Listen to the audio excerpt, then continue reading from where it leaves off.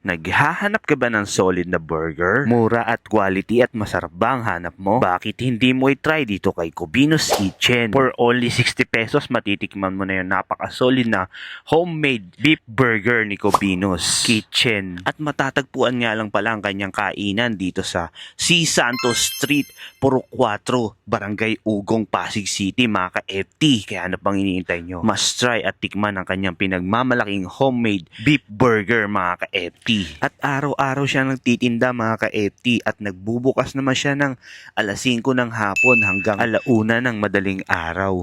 At open for delivery rin siya, mga ka-FT, around Ugong or May Bunga o Rosario, mga ka-FT. Depende pa rin sa inyong pag-uusap, mga ka-FT. Kaya wag na natin patagalin to. Tikman na natin ang napaka-solid na homemade burger ni Cubino's Kitchen. Let's go! Yo, what's up mga ka-FT? Isang magandang gabi sa atin lahat. Another day, another putripan na naman tayo ngayong gabi na to. For today's video, nandito nga pala ako uli ngayon sa Cubino's Kitchen dito sa Barangay Ugong para tikman ang kanyang bagong recipe. Ito nga pala yung kanyang homemade bacon cheeseburger. Yan. Tignan natin mga ka-FT. At ang daming laman, for only 70 pesos.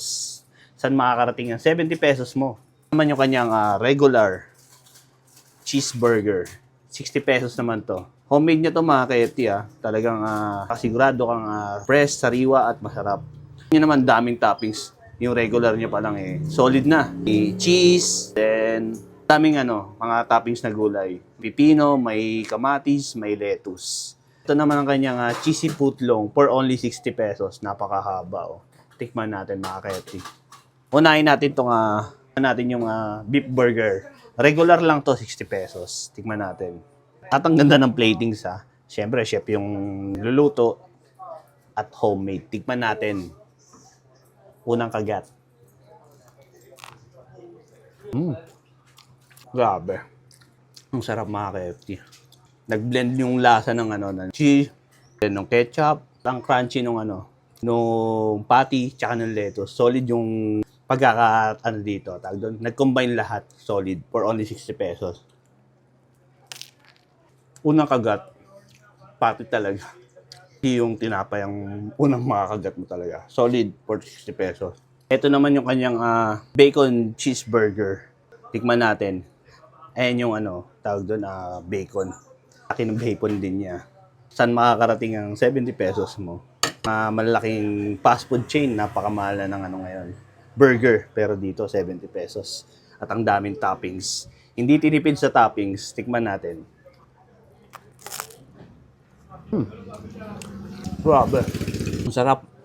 Nag-combine lahat yung lasa ng gulay, ng lettuce, ng burger, tsaka ng bacon. Solid.